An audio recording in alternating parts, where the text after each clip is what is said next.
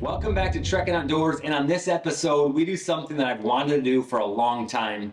Most people don't understand that in Michigan we have some of the best salmon fishing around, and so it's pretty much my backyard, about an hour from here. We went out with my brother and a couple buddies on Lake Michigan, did some deep lake salmon fishing.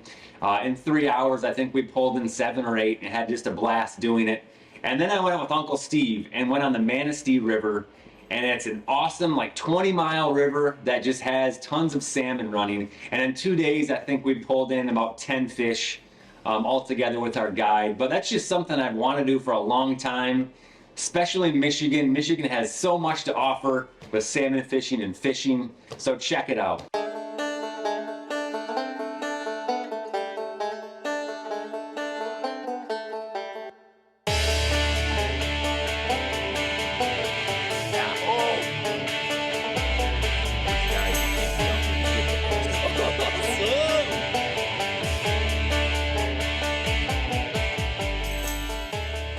Hey, good morning. We're here on the Manistee River this morning with Brady and Tyler, and we're gonna do some salmon fishing. So we're all excited. We've never really done this before. It's something new to us, and we're gonna give it a try. Awesome, man. Awesome. My name's Brady. I've been a fishing guide on the Manistee River for the last, 5 or 6 years.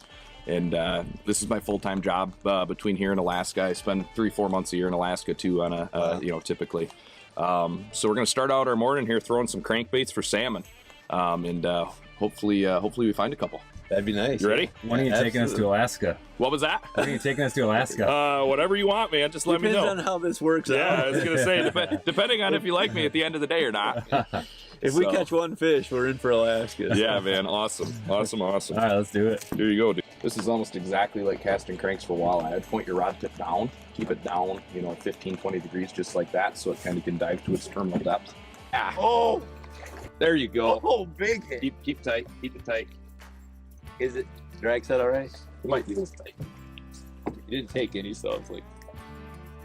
Of course, I start talking about where you're from and I miss it.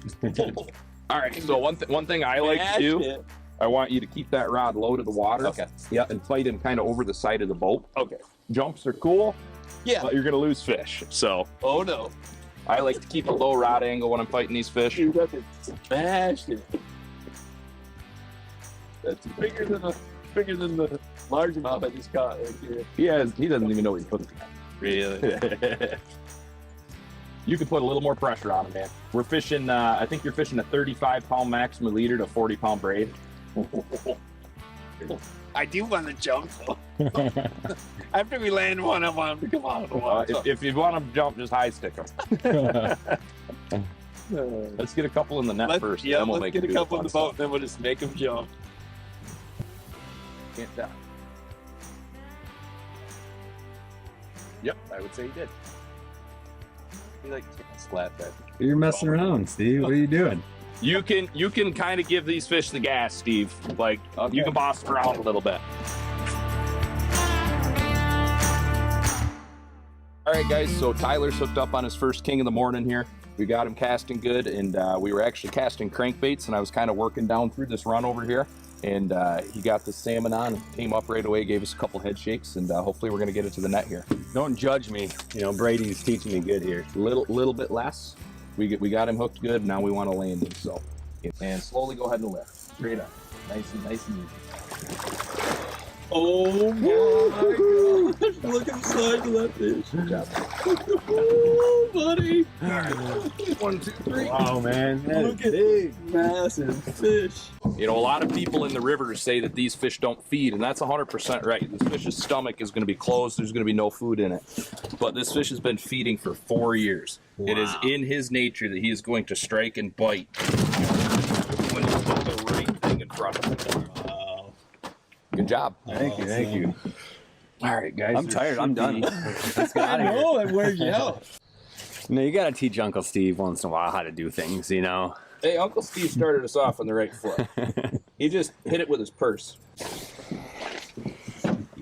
One down. That's a nice one. That's probably 17, 18 pounds without adding the couple extra guide pounds for you. Yeah. This is a male, and you can tell because he has a big, long alligator mouth like this. Wow. So if he were to not to chomp your fingers there. He's got a big long alligator mouth. The hens have a little stubby round nose. Okay. And these males get what we call a kype. You see this ball of teeth? Yep. This is actually mutated. Like when they come up the river on their spawning run, their skeletal structure changes and they grow this like mace on their bottom lip and on their top lip, and they grow these big canines relatively quickly. It's really, really cool. There's not very many mutations in the animal kingdom that happen this fast. And what they do is, with those kypes, when they start to spawn, they can aggressively grab the other males and move them off of a bed. You know, they kind of use that to compete. They don't have hands. They can't fight. They can't pick things up and grab them. So when they start to spawn, they'll grab each other by the tails, by the fins, and pull each other around to get the other males off the bed so that they can spawn with the female. And obviously we'll do this off camera, but if you want your meat to last and be really high quality with any of these fish, I like to bleed them, and I even bleed my walleye, and a lot of guys think that's funny, but I get a way better finished product. If you just cut this whole piece right here, that artery feeds both of his gills. A lot of people will take a knife and try to slice both gills. That's a lot of work when you can just cut this one little white triangle right here, and that's the artery that feeds both of those gills.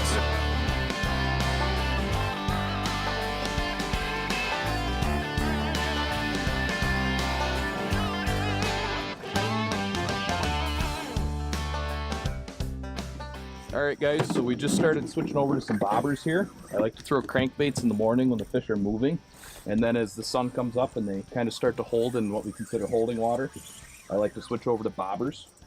So this fish ate a big glob of salmon skein under a float. And we're gonna see if we can get him in the boat for you guys here.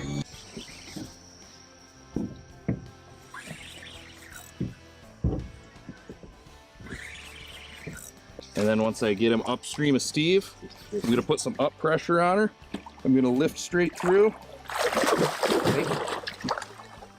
And when she cooperates, we'll steer her right into the net, like so. That's a big one, that's what we're here for. Awesome, man. Wow. That is big. That is solid female. Probably a 20-pound female or so. And we're gonna keep her, and hopefully on this segment I'm gonna teach you guys what we do to cure these eggs as well. Okay. Oh, the second one I had hooked up. Second one lost.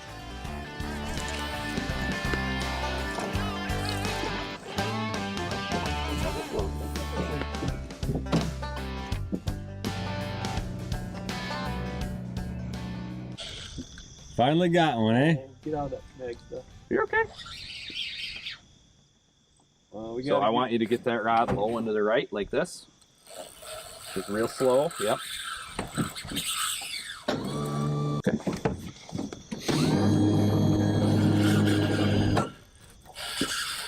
That's a big fish. Oh, stay onto that. No, she's coming unrolled. Don't worry. Okay, don't worry.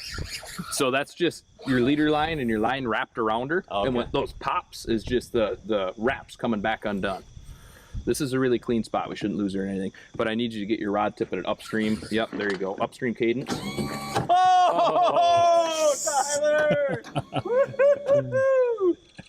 So like this is one of those things. There's not much finesse to it. When she lets you move her, you move her. Okay. We're leadered up. You know, these fish can take a little bit of pressure. That's what the drag's there for, so we don't have any, you know, break off mishaps. Okay. So pump and reel down. Now watch the anchor rope. So I kind of want you to. Oh, baby! Come on! That way. That way. Now watch the anchor rope. So I kind of want you to.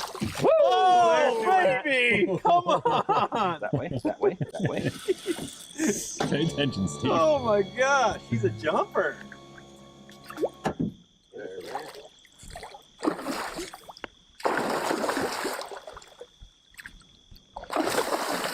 Nice. Lift straight up. Oh yeah! Oh yeah! That's a good one, my friend. What a solid fish! Oh yeah. Nice. Thanks, man. Dude, that's a good one. On the bead. Steve the bead man. Finally. Well, tell us what you think, Steve. How's that? That is awesome. Wow. Not much like that in freshwater, is there? Crazy. Man, it just hit so hard. So these fish were introduced into Michigan unsuccessfully in the 40s and more successfully, I believe, in the late 50s or early 60s to fix an invasive species called alewife. And these alewives, when they first came in the ballasts of like freighters and barges and stuff like that, got to be such an issue in the Great Lakes that a lot of our port towns, Ludington, Manistee, you know, pretty much on both sides of the state back then, were having such an issue with bait fish die-offs that they were having to contract construction equipment to come in and clear the beaches off, and just so that people wanted to go to the beach. And we planted these fish to help fix this invasive species, and now over the course of the last, 50 years, the problem has been knocked down and our alewives populations are in check. But now we've grown to love this fishery so much that we're at a crossroads. It's like, okay, we planted these fish here to fix this problem, but now so many generations of anglers have come to love these fish in this sport that we're trying to maintain the fishery. So kind of an interesting story, There's actually more steelhead in Lake Michigan alone than there is in the Pacific Northwest. Steelhead are migratory rainbow trout, very similar to these salmon. So we have a world-class fishery here in the Great Lakes that a lot of places in the world really wish that they had, really.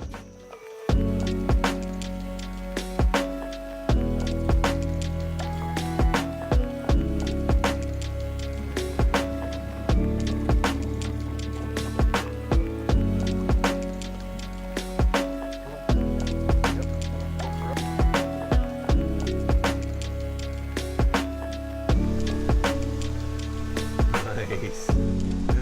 I got good ones.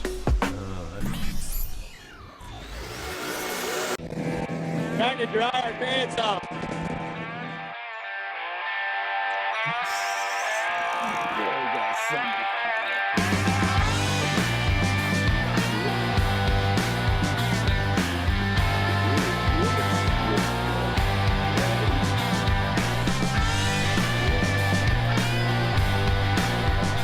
Ready? Nice. Come on. Look at that massive just belly. I'm trying Last to cast? This is the best snag I've had all day. God, you gotta believe me sometimes, Steve. I believe it. I did. Oh, Yeah, baby. Uncle Steve on the last cast. Steve. Well, guys, we're here in our last spot of the day, and Steve was in the middle of a story.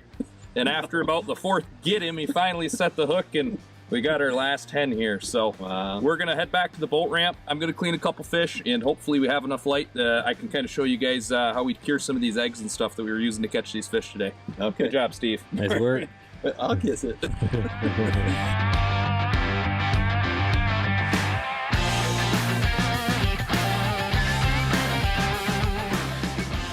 All right, guys, so, one of the things that put a lot of our fish in the boat today was eggs, and more specifically, we refer to this as skein. So when they're in the connective tissue like this membrane is called the skein.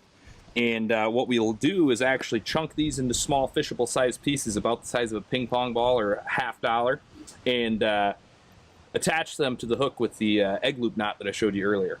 So I'm gonna just give you guys a quick rundown on how to cure these eggs to where you can go and hopefully do this on your own. I'm just going to be real general. I do my egg. I take a lot of time on my eggs, but I also do this every day. This is just going to be a quick little mashup to get you quality bait and get you on the water. So I'm going to cut these into large pieces with a pair of kitchen shears. These are a chunk this size. You could clip down into 2 to 3 pieces of bait when we're all said and done. I'm just going to chop them up so that the cure can penetrate these skeins a little bit better. We're going to throw our eggs in our empty plastic bag. Now there's 2 kinds of egg cures that are on the market. Well, 3 kinds if you include brines. There's hot cures, there's sweet cures, and then there's liquid brines.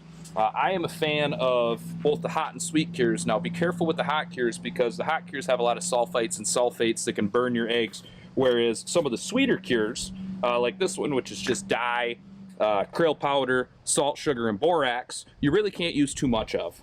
You don't want to pour way too much on there. You don't want a dry egg. You want your eggs to be kind of sticky and sloppy. But you're just going to sprinkle, I don't know, 2 to 3 tablespoons of this generic over-the-counter cure. And then you're going to roll them around.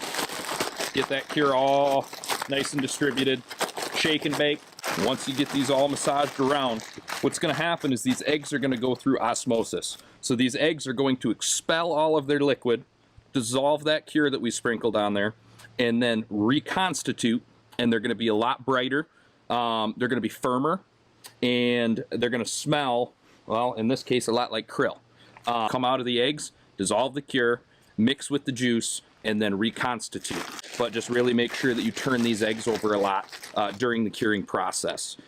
In a pinch, you could fish these the next day, about 12 hours of curing. I like to let mine sit for 24 to 36 minimum before I will fish them. And I will actually take these out of the bag, lay them on paper towel outside in the elements, hopefully a nice sunny day with some breeze, and dry them for 30 minutes to an hour so that they're not a sloppy mess in your boat.